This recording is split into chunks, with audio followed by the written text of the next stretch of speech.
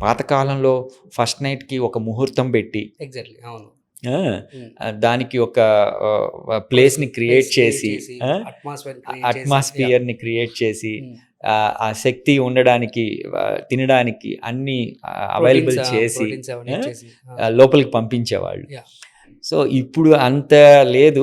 మనకు ఏంటి ఇంకా సెక్సువల్ హెల్త్ బాగుంది, నాలెడ్జ్ బాగా పెరిగిందని ఏదో సింపుల్‌గా అమ్మాయిని, అబ్బాయిని లోపల దోసి పెట్టేస్తున్నారు. అవును. అవును.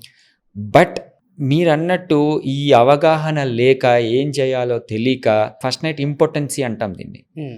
టిపికల్‌గా ఫస్ట్ నైట్ వాళ్ళు ఏమీ చేయలేరు. యాహ్! అంగస్తంభన రాదు. పాపం సెక్షువల్ యాక్ట్‌కి వెళ్లరు. టెన్స్ చాలా చాలా భయపడుతుంటారు. టెన్స్ ఉంటారు. యాహ్! ఇది మళ్ళీ ఫ్యూచర్‌లో ఇబ్బంది ఇంపాక్ట్ ఉంటుంది. హ్మ్. నేను ఫస్ట్ నైట్ ఏం చేయలేదనే ఇంపాక్ట్ ఉంటుంది. రిగ్రెట్ అవుతూ ఉంటారు. రిగ్రెట్ అవుతూ అవును. ఉంటారు.